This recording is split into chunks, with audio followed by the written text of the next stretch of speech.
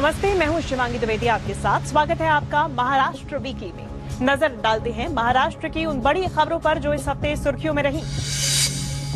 महाराष्ट्र परमाणु ऊर्जा उत्पादन में भागीदारी करने वाला भारत का पहला राज्य बन गया है। परमाणु ऊर्जा आधारित बिजली उत्पादन के लिए महाराष्ट्र राज्य विद्युत उत्पादन कंपनी और एनपीसीआईएल के बीच एक प्रमुख समझौते पर हस्ताक्षर किए गए हैं। मुख्यमंत्री देवेंद्र फडणवीस ने कहा कि डेटा केंद्रों के कारण स्वच्छ ऊर्जा की बढ़ती मांग परमाणु ऊर्जा को भविष्य के लिए एक महत्वपूर्ण स्रोत बनाती है।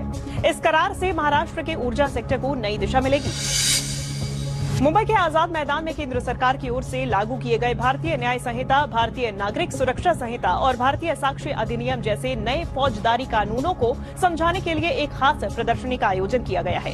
इस प्रदर्शनी का उद्घाटन मुख्यमंत्री देवेंद्र फडणवीस ने किया। इस दौरान deputy CM Ajit Pawar, DGP Rashmi Shukla के साथ कई अधिकारी मौजूद रहे।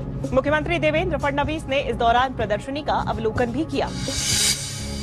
मुंबई में मुख्यमंत्री देवेंद्र फडणवीस की अध्यक्षता में सुशासन को मजबूत बनाने के लिए एक अहम बैठक हुई। गुड गवर्नेंस री इंजीनियरिंग पर हुई इस चर्चा में सरकारी सेवाओं को तेज, आसान और पारदर्शी बनाने पर खास फोकस रहा।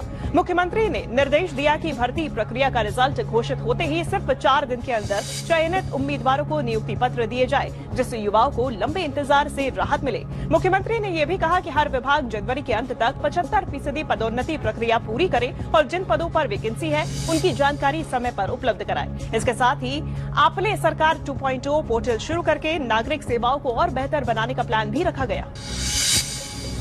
मुख्यमंत्री देवेंद्र फडणवीस ने दिल्ली के प्रगति मैदान में आयोजित 44वें भारत अंतर्राष्ट्रीय व्यापार मेले में महाराष्ट्र मंडप का दौरा किया। महाराष्ट्र लघु उद्योग विकास महामंडल ने एक भारत श्रेष्ठ भारत थीम पर यह मंडप तैयार किया है, जिसमें छत्रपति शिवाजी महाराज के स्वराज्य विस्तार का शानदार प्रेजेंटेशन लगाया गया है।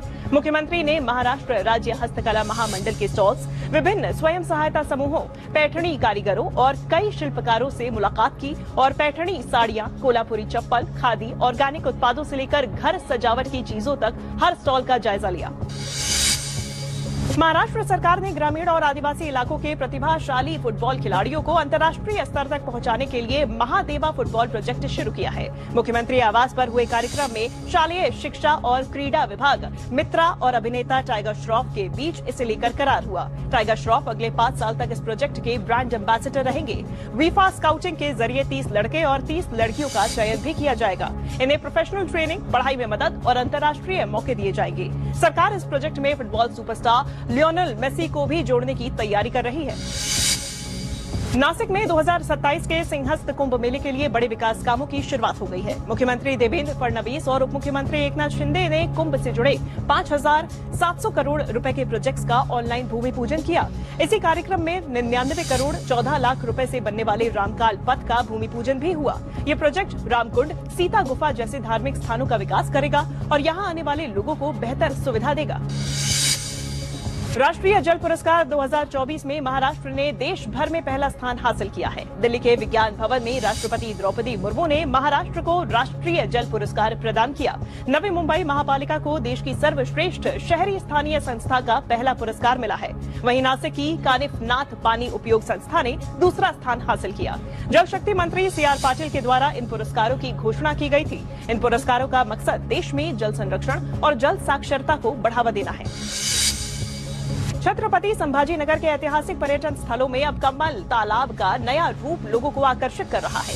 400 साल पुराने इस तालाब की व्यवस्था ऐसी थी कि दिल्ली गेट के सलीम अली सरोवर के भरते ही उसका पानी हिमायत बाग होते हुए कमल तालाब तक पहुंचता था। लेकिन बीते कई सालों में यहाँ अतिक्रमण बढ़ गया था और ड्रेनेज का पानी आने से तालाब बुरी तरह दूषित हो गया था। अब लगभग 5 करोड़ रुपए खर्च कर तालाब का सौंदर्यीकरण किया गया है।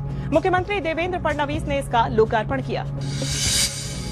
17 नवंबर से 2 दिसंबर 2025 तक पूरे महाराष्ट्र में कुष्ठ रोग पहचान अभियान चलाया जा रहा है। इस सर्वेक्षण में 8 करोड़ 66 लाख आबादी और 1 करोड़ 73 लाख परिवार शामिल हैं। अभियान के तहत कुल 65,832 टीम्स और 13,166 पर्यवेक्षक घर घर जाकर शारीरिक जांच करेंगे। किसी भी संदिग्ध मरीज की तुरंत मेडिकल जांच होगी और उन्हें मुफ्त मल्टी ड्रग ट्रीटमेंट दिया जाएगा।